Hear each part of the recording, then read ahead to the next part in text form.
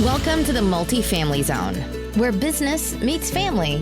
We explore what the entrepreneur life looks like from the family perspective. Now here are your hosts, Julia and Gino Barbaro.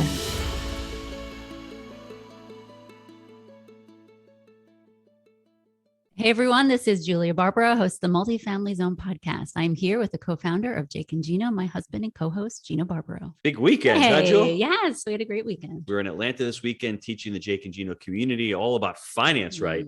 And now we're back. We've got a great podcast scheduled. I'm excited for this one. Our guest today is Jolene Philo. Jolene, she's the author of 5 resource books for the special needs community and co-authored Every Child Welcome, a ministry handbook for including kids with special needs. During Jolene's 25-year career as an educator, she has collaborated with special education teachers to mainstream children in her elementary classroom. Please welcome Jolene Philo to the show. How are you? I am fine. Thank you so much for having me. Jolene, my first question is, I want you to take me back to May 23rd, 1982, when your son was born. Can you give me, the euphoria, the feeling, and then the after effects? Sure. Our son was born shortly after midnight on May 23rd, 1982, which means I'm soon going to be the parent of a 40-year-old, which I still can't wrap my head around. He had a normal birth. In fact, it was a very easy labor and delivery. He was small for his age. And in the middle of the night, my husband started coming back to my room and saying, you know what, they're around Alan's little isolette. And now they've raised his bed, so his head is elevated.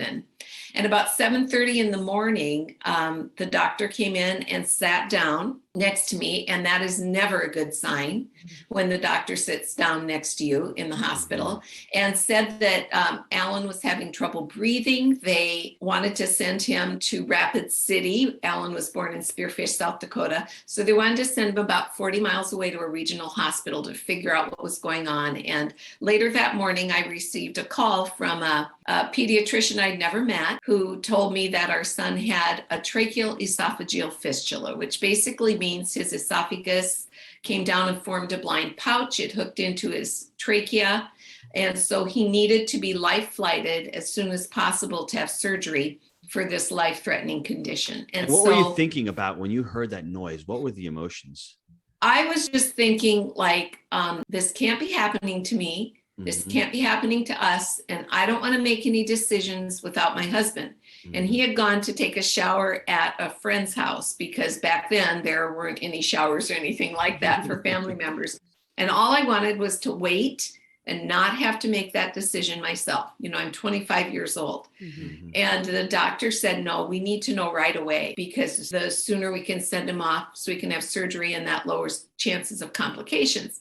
And so I'm sitting there, and this isn't even in my own hospital room. They had to wheel me out to the nurses' station. So there are like 7 nurses and nurses' aides listening in on this conversation. And all I could think was, I'm going to need my parents. And they live closer to Omaha, which was one of the hospitals we could send him to, than Denver, which was the other choice. And so I was like, I guess Omaha.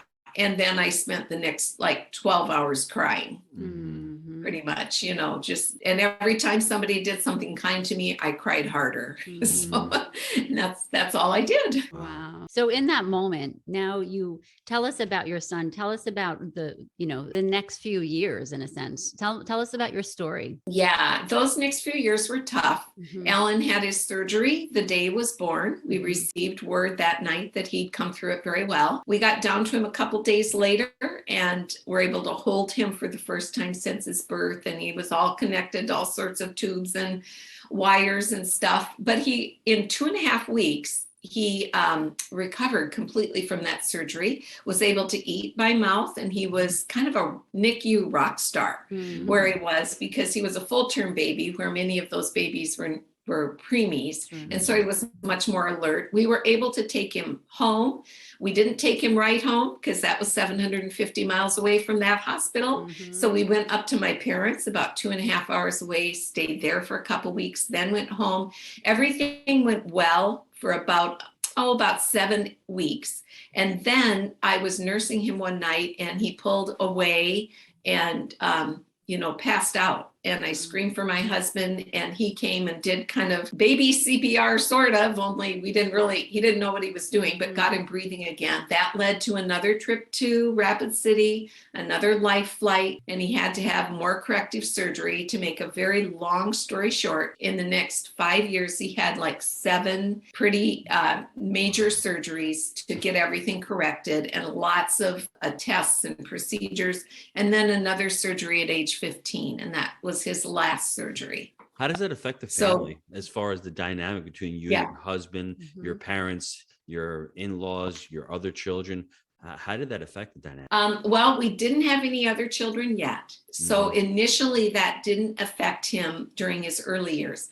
Of course, my husband being 750 miles away from home, I was a teacher, and our son was born right the day after school got out. So I had 3 months, to be with him. My husband had to go back and go to work. So, we were talking by phone calls. There was no internet. There were no cell phones. So it was always landline calls, and they were expensive. So we had to limit that. Both our sets of parents were kind of reeling, because we had no indication beforehand that there were going to be any issues, and so they were grieving. We had a lot of support. That was the best thing about it, and our families were always there for us. They rerouted travel plans so that, like, my mother-in-law came and visited while we were at my parents' home after our son came home from NICU. Just so that they could be involved. But over the years, it was just hard. We missed Thanksgivings, we missed Christmases and holidays because we were doing surgeries. And then when our daughter was born, she's 6 years younger than our son. So she was 8 when he had his surgery when he was 15. And we had to do it over Christmas vacation, or right before Christmas, so we could take advantage of Christmas vacation so he wouldn't miss as much school after post-surgery. But that meant that I had to miss my daughter's 3rd grade Christmas concert. And that was their big elementary concert. And I was just devastated because I was an elementary teacher in that district. And here I shepherded many students. I taught 3rd grade. I shepherded all these kids through their 3rd grade programs, and I wasn't going to be there for my daughters. Oh, that was really tough. Thankfully, I worked with a wonderful staff. And so the music teacher made sure that they videotaped the whole concert and zoomed in on my daughter a number of times, and especially her little special part, so that we could watch that together later. But it did make things difficult. It didn't make things impossible. And I would say in the end, it made our family a lot more resilient and better able to handle future issues as they came up, because we realized, that aren't ideal can happen, but you can still find joy in them and you can still move forward. So you've mentioned a couple of the difficulties you've gone through. What other difficulties did you see and did you face as you've gone through these last 20 or 30 years? Well, I would say the biggest difficulty, and it's the reason that I started my career as a writer, is the isolation that you feel. I just will never forget that, being totally alone when we received the news of our son's diagnosis, or being alone in the hallway while I could hear him screaming while they were putting an IV in, or being alone in the surgery waiting room while he was going through one of his long surgeries, because, my husband and I couldn't both always take off time together. One of us had to work or take care of our daughter, and the other one then was with our son. And that feeling of isolation is why I started writing, because I don't want parents ever to feel that they are alone. There are many more resources with the internet. Parents who have kids in the hospital or wherever can locate those things, or plug into them, I should say. And so I find it my job to help locate the resources that they don't have the brain space to find themselves. So I would say that was the biggest thing. I want to talk about the book. I'm holding it up for the YouTube. Sharing Love Abundantly in Special Needs Families. It is an incredible book. I just, you have so many stories in there of other people's, and you talk about the 5 love languages, and because we do have a lot of families that we know with children with disabilities, and some of them are nonverbal.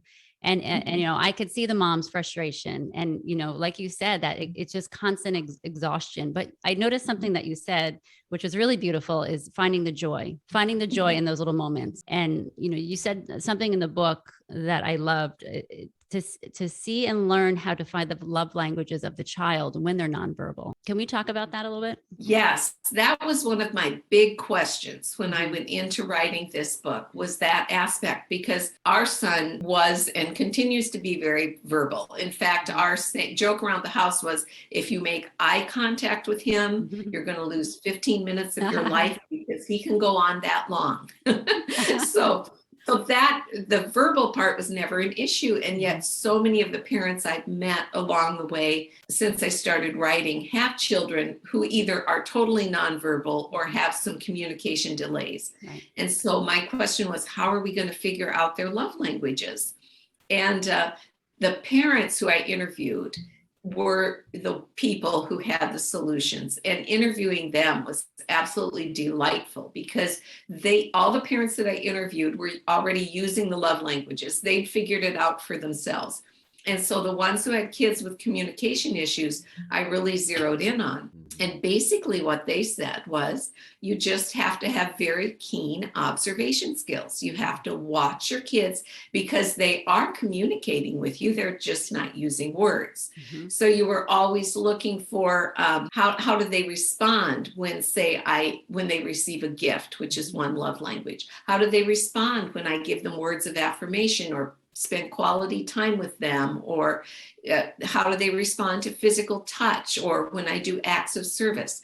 And when you find the one that really lights them up and that you can see really motivates them, you probably have a good handle on their love language. And one of the moms gave me 3 questions that they had used. And one was, what calms my child? So when I do this, it calms them. What motivates my child? And then where does my child choose to spend their time? And if you can answer those 3 questions with one of the 5 love languages, I would say if you can get 2 out of 3 of them and they point to one love language, you've probably found their primary love language and possibly their secondary one. Let's repeat those. Number 1, I have those written down. What calms my child? Number 1. Actually, my wife can ask me that. Julie, what calms me, Julia?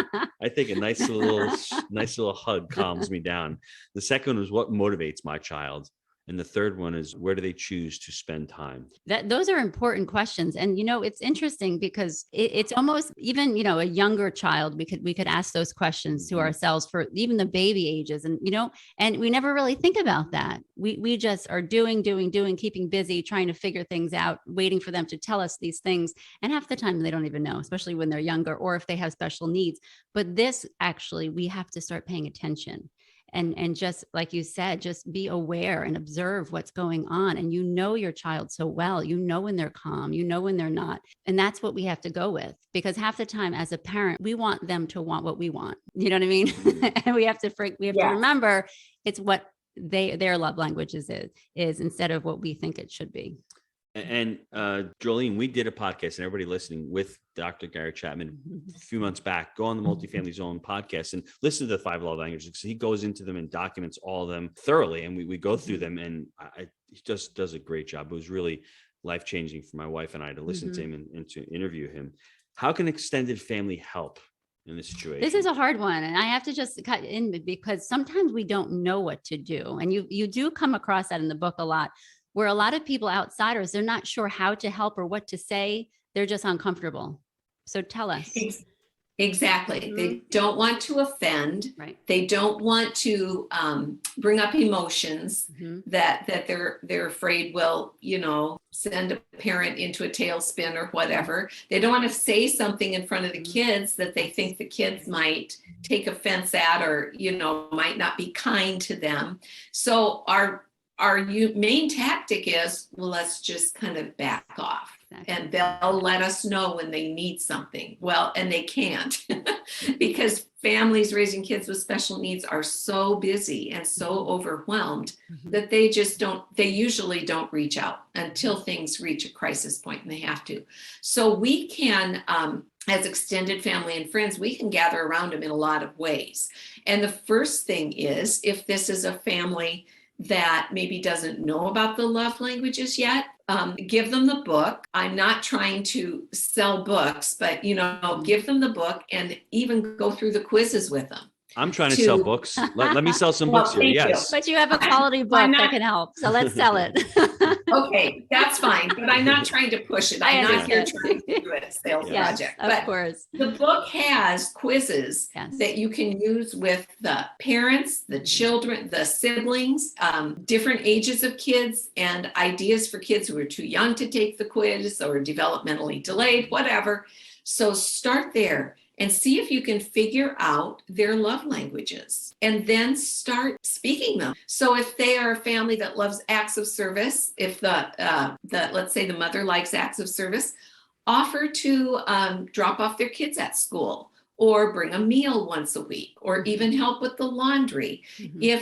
If you find out that the child loves quality time, maybe you could start coming over and spending a little quality time with that child. Not only will that benefit the child in the moment and give the parents a little bit of a break, but you are, and I can't stress how important this is, you are making that child's life richer, because many children who have special needs do not have a lot of peers or a big friend group or a big social group. So if you can become part of their life, you have made a huge difference. But I think the main thing we can do is think of those practical things that we can speak as their love languages to help ease the family's to-do list a little bit.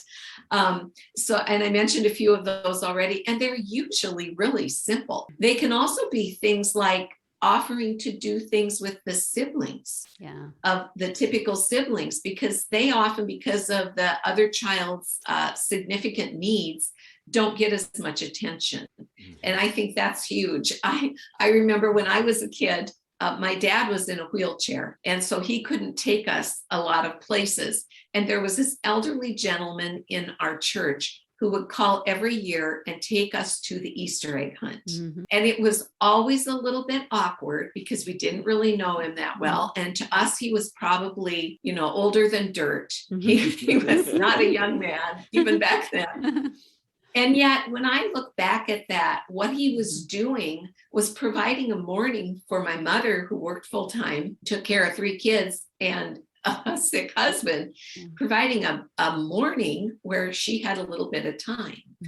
So just think outside the box, figure out the person's love language, and then come up with practical ways to help the family and specifically state those. Don't say, oh, let me know if there's something I can do. Specifically say what it is you'd like to do, so that the family doesn't have to think of it, and they're much more likely to say, oh yes, that would be wonderful, than feel like they're imposing on you by suggesting something to you. I like that a lot, actually, because I agree with you. It's how we approach the question makes a difference. I do like that. What is your message to the parents out there of special needs? I mean, and you can talk about this as well. It's just exhausting, complete exhaustion, maybe even hopelessness, fear of the future, fear of what's going to happen, because we don't know. I want you to just take us through that a little bit and give the parents out there, some hope. Yeah, there are a lot of things that you're facing. You have time restraints, you have financial restraints, you're probably dealing with grief about the child you thought you were going to have. Though you love the child you have, you still have to kind of let go of those old dreams, and that's hard. You're isolated, and in the pandemic, doubly isolated. You might have geographic separation from your spouse for a while because of treatment. You are worrying about the future. Will my child live? And then if my child lives, who's going to take care of them after I'm no longer around? And that's a huge one. And then there's just that lack of support we live with, because people are afraid to come into our world. So my best advice to parents is that you need to be honest with other people about what you're going through. Now, you aren't going to be able to be honest with everyone. You can't tell everybody, oh, these are the things that we're dealing with every day, but you should be able to find one or two people who you can be really honest with about, I'm really struggling with this and I need some help. And could you come into my world and be that help to me? I often tell parents, even though I tell extended family and friends, you should be coming up with specific things. I also tell parents, make a list of things that you really need help with, so that when somebody says, if there's something I can do to help, please let me know. You have several ideas and you could go over them with that person and honestly share your needs and see if there's a way they can help you with one of them. Don't try and be a martyr. Don't try and do it all yourself. My mother tried that for many years, and we were expected as kids to do things we shouldn't have, in caretaking with my father. Don't put that on your children. Bring in other adults who can help you with that. You bring that up. That's interesting. And you had a daughter who was 6 years younger than your son. How do you balance that, where you don't put all that pressure on your daughter to give that extra help? You know what I mean? And be the mother and let her be the little girl in a sense, right? Because we do want the help from anyone that's there able to do it. And sometimes we focus all around that one child instead of the whole family. Yeah, that wasn't such a big issue for us because of the age difference, and our son's health struggles were pretty much out of the picture, except for when he was 15 at that point. So she didn't experience a lot of that pressure, but we were always very cognizant of the fact that children need to be children, and their work is play. And we have to give all children time to play. And that includes the siblings of kids who have special needs. Right. If that means that you're going to have to come up with maybe there's a child in their class or a neighbor where they could go to their house sometimes and have that experience of not having to deal with that at all, give them that space. We had an aunt and uncle when we were growing up who did a lot of stuff with us, did the things Dad couldn't do. They took us camping, they did all sorts of things. And that gave my brother and sister and I a view of a more traditional family structure and how a husband and wife who are both healthy interact with one another. And it gave us a look at what childhood is like. So we were given space to be kids. So any way you can do that, even if it means that once a week, you are going to do errands while your spouse or maybe an extended family member comes in and takes care of the child with special needs, and you take the typical sibling with you to run errands, and then you stop and go through the McDonald's drive-through for an ice cream cone or whatever. You do that to give them a little bit of that childhood freedom and that attention that they need, or whatever it might be. Put the child with disabilities to bed early so you guys can play some games one-on-one. I mean, we do that with our typical kids, right? Don't we talk about date nights or having the time for this child? Well, we need to do that in special needs families too. It just takes a little more creativity and planning. Sure, definitely. What about marriage is difficult in itself without children, right? And it's beautiful and great.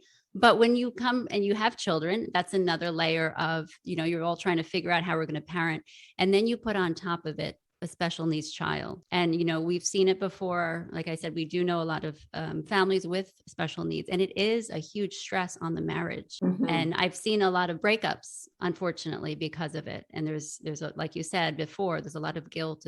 There's a lot of things in there emotionally as well. What have you seen? You've talked to a lot of families, a lot of couples, a lot of moms and dads out there that are dealing with what has helped them. Is it the 5 love languages? Because we do sometimes forget about when we're going through something really difficult with a child, we forget about our marriage. We kind of put that aside and we all focus on the person that needs the most help at the time. But sometimes that's a long time and we put everyone else on hold.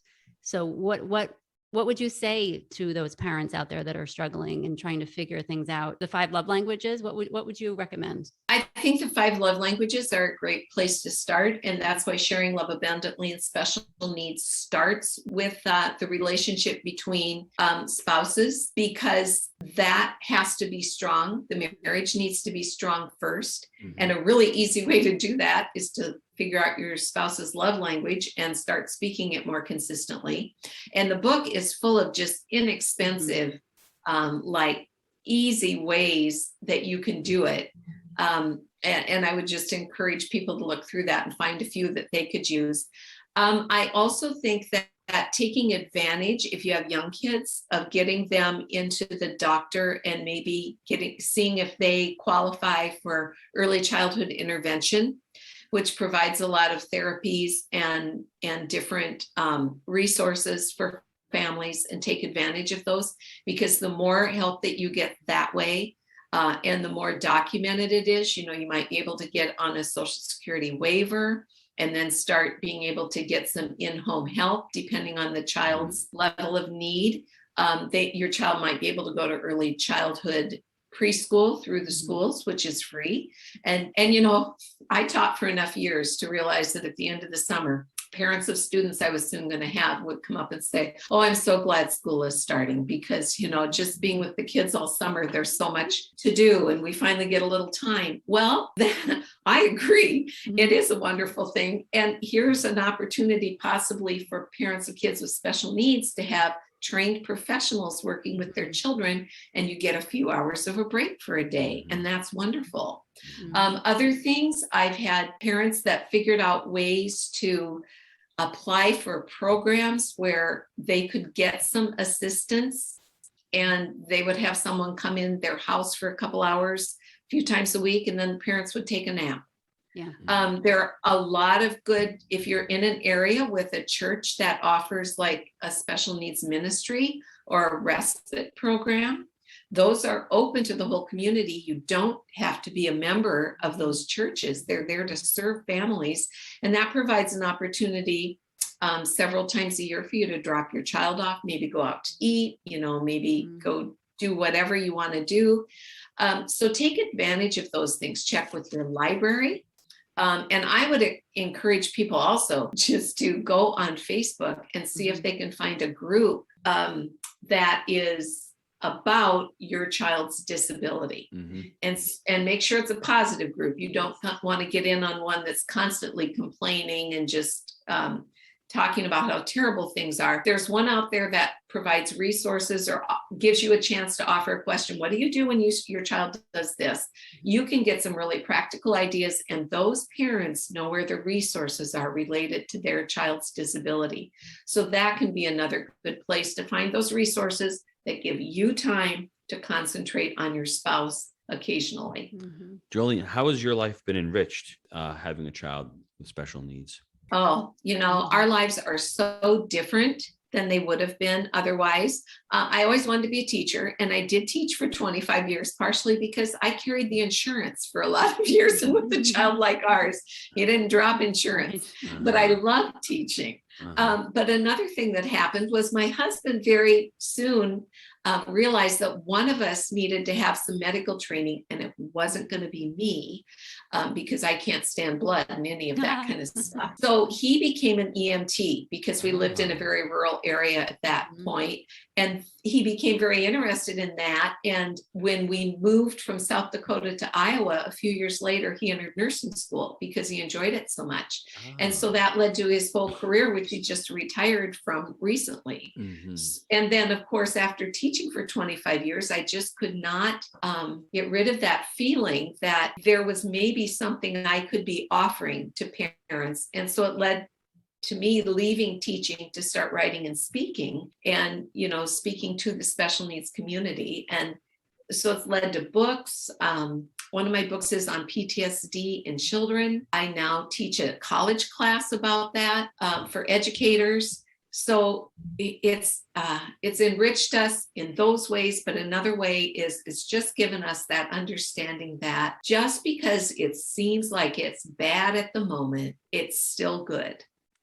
And good, God can bring good out of that. Yes. And so it kind of enriches us in that Oh yeah, things aren't going well right now. It'll be interesting to see how God makes that result in some good when I cannot see anything good about it. And I think that's something we've been able to pass down to our children and our grandchildren too. Yeah, that's a great message, because when you're in it, right, when you're in the midst of the struggle and the loneliness, as you mentioned, you don't see it, but to know that it's there, to find the joy in that moment, really helps you move forward, right? It's incredible. I could keep going on. It just sometimes I haven't talked about business on this show at all. Usually I talk business. My wife talks. Somehow real estate gets my involved. wife talks relationships. And I think about it. If you're an entrepreneur, you're coming up with problems all the time and problems. Sometimes we need to look at the opportunities and the good things in that. That's how what comes across in my mind, that we're stuck in a bad situation for so long, but there's got to be something positive about it. And what can I pull from it? And there's so many things that you've done. And the great thing about it is you're seeking to serve now. You've created your own ministry where you had, I guess, an immense problem, but you've turned that into such a positive. And that's by staying positive, by utilizing all of the tools and the techniques that you've learned, the strategies, getting help from others and all that. And it's an amazing story. So for all the listeners out there, how can they get a hold of you? How can they get all these tools that you're providing them? Sure. You can go to my website. My website for special needs parents is differentdream.com. And that has links to any of the books I've written so that you can purchase them. Starting a new venture, actually. I'm starting to write fiction. And my first fiction book will come out next June. And you can find out more about that at my other website, jolenephilo.com. The book is a cozy mystery, and it actually features some characters who have disabilities, and they're not just on the sidelines of the story, but part of it. All right. That is awesome. Everyone listening right now, Jolene mentioned, we all either know someone with children with disabilities or we have them in our home.